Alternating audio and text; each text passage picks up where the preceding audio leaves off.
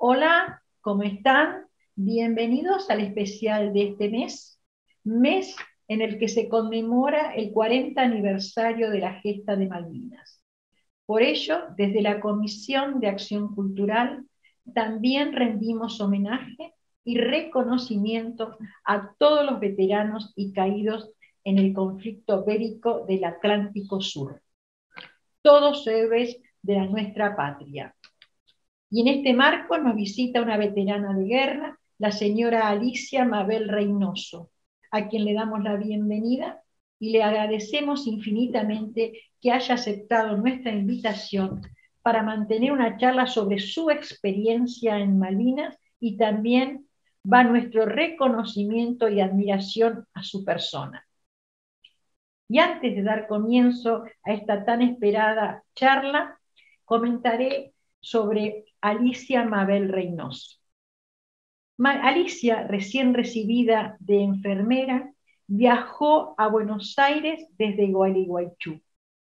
En el año 1980 se anotó para incorporarse a la Fuerza Aérea, donde terminó seleccionada como jefa de enfermería del Hospital Aeronáutico Central. 2 años después, con solo 24 años de edad, tuvo que apostarse en Comodoro Rivadavia para organizar la atención primaria de los heridos en la Guerra de Malvinas. Formó parte del equipo de 14 enfermeras de la Fuerza Aérea que integró el Hospital Reubicable instalado en Comodoro Rivadavia, donde realizaron tareas de atención y evaluación durante la Guerra de Malvinas. Recién en mayo del año 2021, Alicia Reynoso fue reconocida oficialmente como veterana de guerra por un fallo de la Sala 2 de la Cámara de Seguridad Social. A 40 años de Malvinas, Alicia nos hará conocer sobre su experiencia en la guerra. Muchísimas gracias de todo corazón, gracias por estar acá, por aceptar nuestra invitación, y ahora con mucho gusto le paso a Alejandra para dar comienzo a esta tan esperada charla. Gracias a ambas. Bueno, muchas gracias, Mirta. Hola, Alicia, ¿cómo estás? Hola, ¿qué tal? Hola, bien, bien, acá estamos. Bueno, contame, Alicia, yo quiero saber qué pasó ese primer día en donde te dicen que vas a viajar por las guerras de Malvinas y la edad que tenías en ese momento.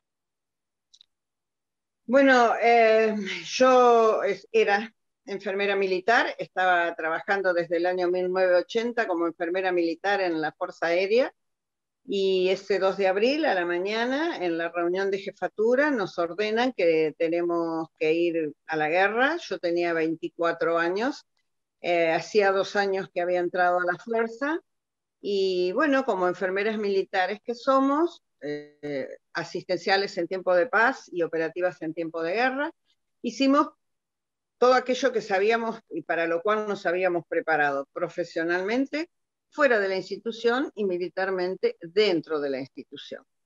Así que fue cumplimentar la orden y marchar. ¿A vos te habían solicitado que reclutes, digamos, que elijas otras chicas, otras enfermeras para que te acompañen en la misión, ¿no? Yo era la jefa de enfermería en ese momento, así que me pidieron que elija las 5 que yo creía que no se iban no iban a flaquear hacia los lugares que íbamos o hacia el momento que posiblemente teníamos que vivir, así que me elegí las 5 primeras yo, sí, la de terapia, la de unidad coronaria, la enfermera jefe de terapia, la enfermera jefe de unidad coronaria, la enfermera jefe de la guardia. Yo como enfermera jefe del hospital tenía que estar ahí con ellas, y la enfermera que estaba a cargo del hospital reubicable en la primera brigada aérea del Palomar.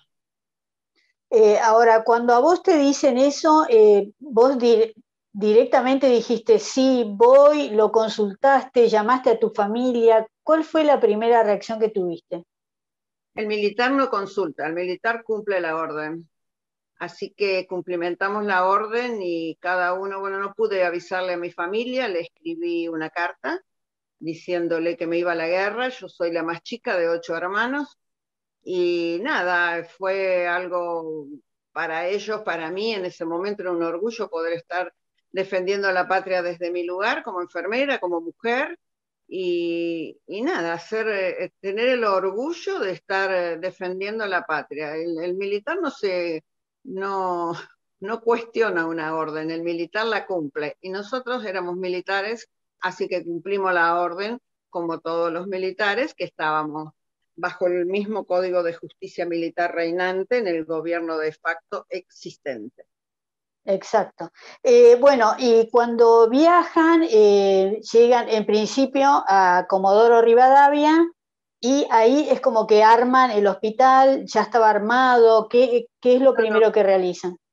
Nosotros salimos nos habían dicho que íbamos para Malvinas y cuando llegamos a la primer base militar de la Fuerza Aérea, que era la base militar Comodoro Rivadavia, ahí nos dice la superioridad que ese hospital se quedaba ahí.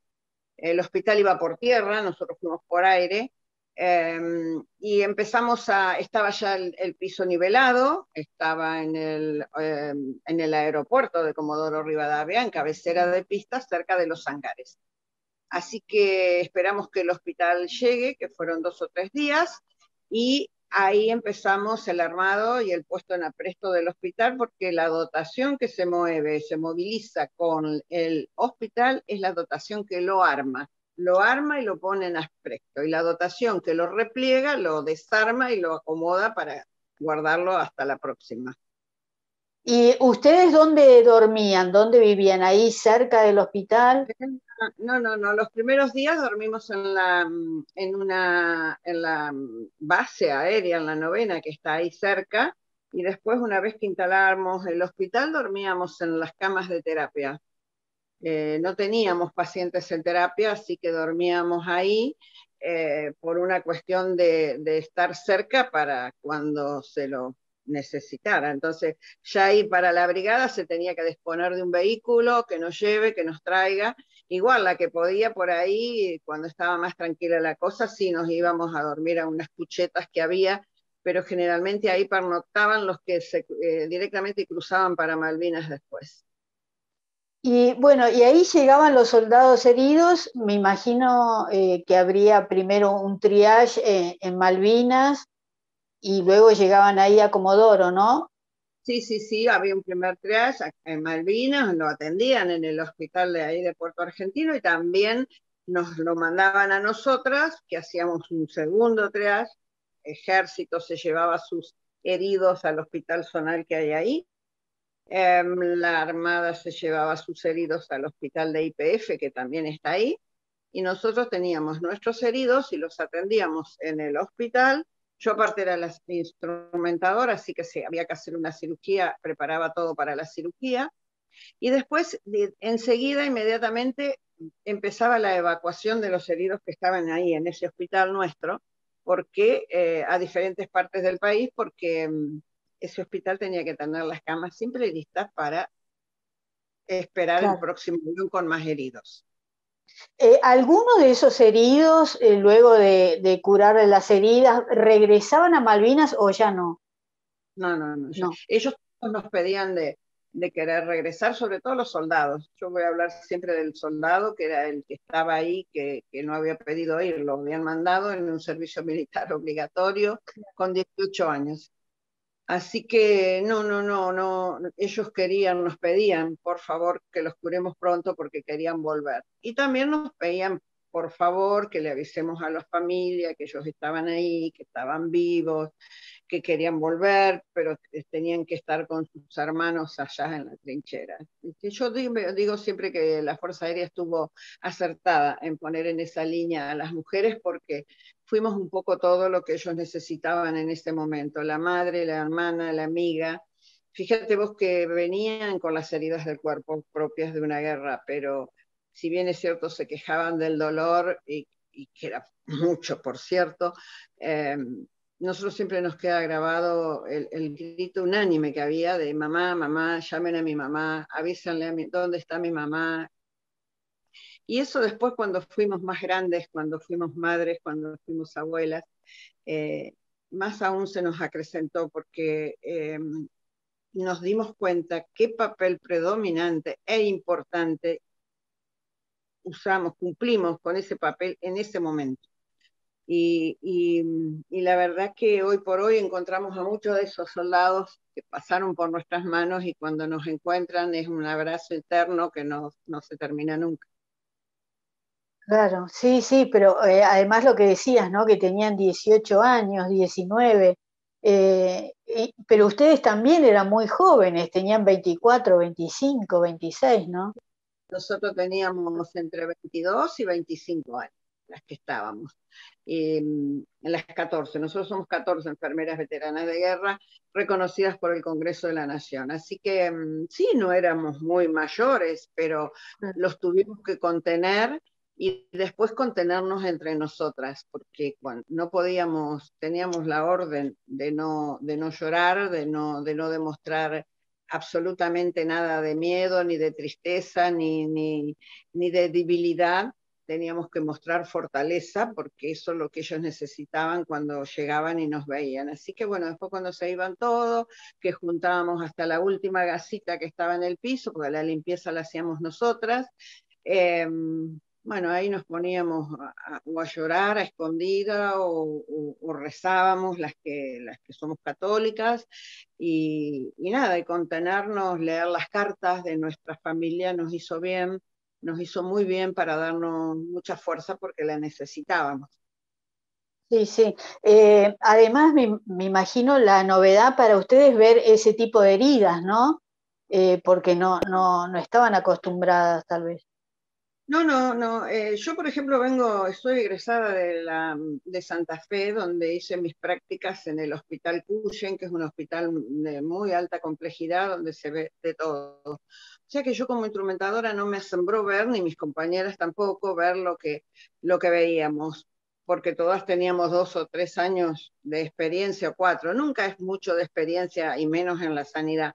Pero sí estábamos acostumbradas a ver en los diferentes hospitales las cosas heridos de arma, quemados, pero la verdad lo que nos llamó muchísimo, muchísimo la atención, y lo remarco en todas las charlas que doy, es el sentimiento de patriotismo que traían esos jóvenes. O sea, 18 años. Yo miro a mi nieto que tiene 14 y digo, me muero si vuelve el servicio militar obligatorio y un demente se le antoja hacer otra guerra. Entonces, yo lo mato primero, no lo dejo ir, lo mato al que se quiere perpetuar en el poder, porque para eso hicieron la guerra, porque querían quedarse. Así que nada, yo recalco eso porque es lo que hay que recalcar, esa juventud que también en aquella época nos tildaban un poco de raros porque veníamos con ese movimiento de liberación que se venía gestando, las mujeres fumábamos en la calle, nos veían mal, usábamos los hot pan, también se veía mal, se venía todo un movimiento de liberación se venía gestando y éramos muy criticadas y criticados, sin embargo esa generación fue y dio lo mejor que tenía cada uno para defender la patria como corresponde, como debe ser, sin pensar en el bolsillo que después iba a suceder o no, o sea, amor a la patria por el amor mismo. Sí.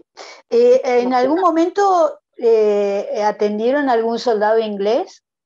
Sí, en el hospital tomaron prisionero a un soldado un oficial que se había eyectado de un avión y lo tomaron prisionero y se le hizo una luxación de hombro que tuvo que ser tratado por el capitán Baruso y lo tuvimos ahí en el hospital un tiempo hasta que, bueno, se mejoró un poco y fue evacuado a La Rioja donde fue liberado por unos uruguayos que lo llevaban a destino. Sí, sí, también pasaron, antes del 1 de mayo pasó mucha gente por el hospital, muchos kelpers que no querían que no querían, por ejemplo, una señora, un matrimonio jovencito, que la señora estaba embarazada, no quería que su hijo nazca en medio de las guerras, de las bombas, así que pasó por ahí, obviamente no la pudimos atender porque no era un hospital para tal fin, así que se lo Claro.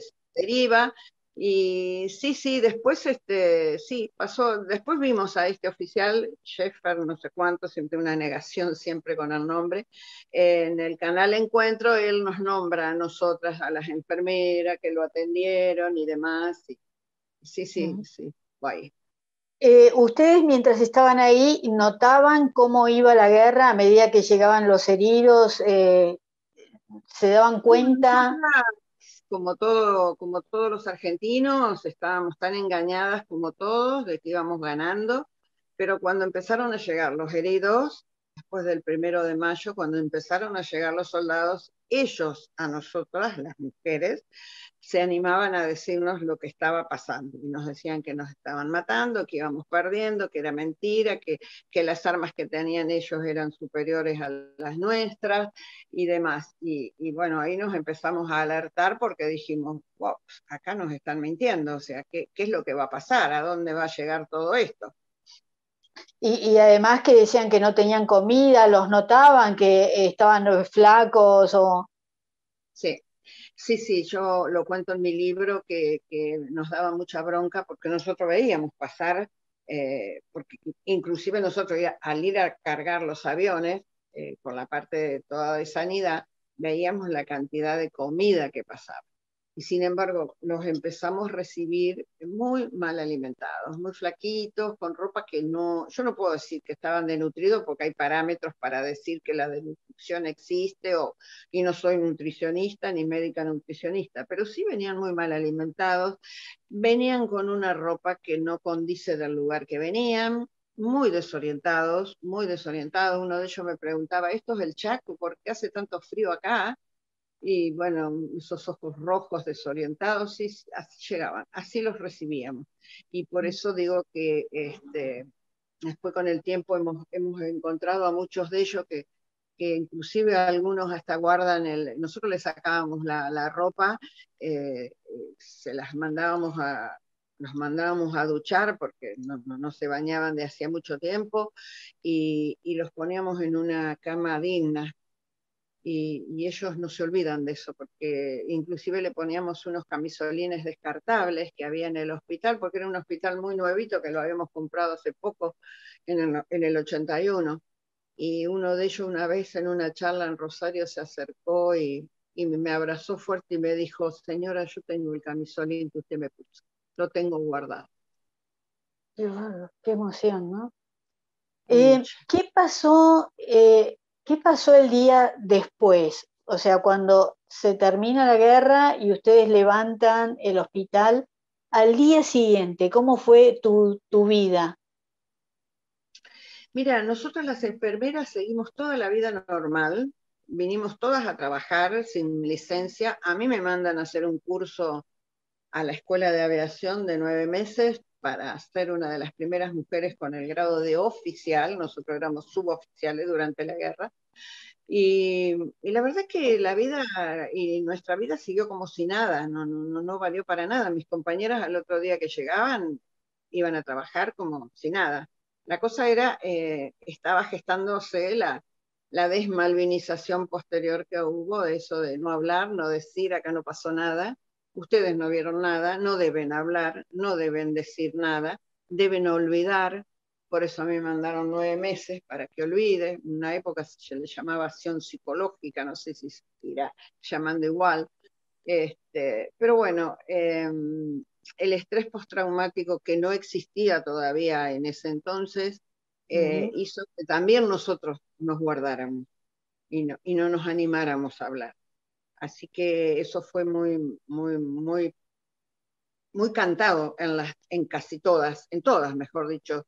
Empiezo a hablar yo en el 2009 y después de hacer una muy buena terapia acá en la Asociación del Psicoanálisis, acá en Buenos Aires, y que me animo a empezar a hablar, a empezar a sanar, porque hablar sana y Sí. nosotros necesitábamos sanar. Y así empecé a hablar yo, después se juntaron otras compañeras, se acercaron Y ahí empezó la verdadera lucha, como yo digo, porque al hablar y al exigir nuestros derechos, empezó la otra guerra, con el conocido, con el par, con el camarada, que nos quería poner el pie para que no digamos que éramos veteranas de guerra. Y finalmente, perdón, el 7 de mayo del año pasado, ¿no? Del 2021, es que te reconocen oficialmente como veterana de guerra. En realidad te ponen veterano, todavía no cambiaron, ¿no? La letra final, no. Como veterano te ponen. La cuesta. Y sí, el 7 de mayo del año pasado, a través de un juicio con perspectiva de género, después de 11 años de estar batallando en diferentes juzgados y mientras la Fuerza Aérea me seguía negando, y mientras tanto yo seguía la lucha, seguía hablando, colegios, charlas, cine, teatro, donde podían, me llamaban, yo iba. Bueno, y con todos los palos y piedras y cosas que me tiraron por decir la verdad y por pedir los derechos que me quitaron sistemáticamente, por eso, con esas piedras hice la escalera más grande, tan alta que hubo unos jueces que me vieron y me dieron la veteranía por sentencia judicial, que me lo dicen como un desprecio. Y hoy yo justamente en un lugar que estaba me decían, no, el desprecio es para ellos, que tuviste que recurrir a una justicia y que tendrían que ellos haber te lo dado de primera instancia. Sí, porque apelaban y por eso se hacía cada vez más largo, ¿no? Te digo más, Alejandra, compañeros nuestros que estuvieron al lado nuestro, médicos y técnicos, ellos desde un principio fueron reconocidos plenamente. Se olvidaron de las mujeres y pusieron otros nombres, hombres. Claro, porque la gran discusión es que tenían que haber estado, le dicen todas que es el teatro de operaciones, ¿no? En las Malvinas del Atlántico. Así. Esa era la gran discusión. Cuando uno discute si es blanco o es negro, no debe haber grises, ¿sí? Y en la discusión de que si sos Tom o Toas, hay muchos grises.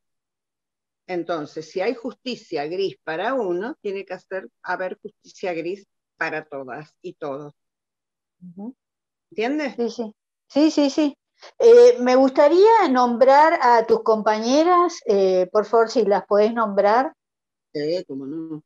Está la suboficial, voy a empezar por Morales, veterana Estela de guerra. Maris Morales. Estela Maris, que también ganó el juicio después que yo, en julio. Sí. Masito Ana María, Mónica Rodríguez, Gladys Maluende, Elda Soloaga, Marta Arce, Tela Bota, Sonia Escudero, Mirta Rodríguez, Mónica Rosa y Moreno María Esther y yo. Excelente. Bueno, este es un pequeño reconocimiento desde acá. Y la verdad, sabemos también que hicieron un documental, una película, ¿no? Sí. Nosotras también estuvimos, se llama. Así es, que se está dando por muchas plataformas en este mes de los 40. Y la verdad que hoy, dentro de un rato, me tengo que ir a un cine acá que es para hipoacúsicos, porque tenemos el orgullo de decir que fue subtitulado y va a haber un intérprete para que puedan aquellas personas que tienen problemas de Hipoacusia. puedan verla, puedan escucharla y me puedan preguntar. Va a haber un intérprete para que me puedan preguntar y yo contestar.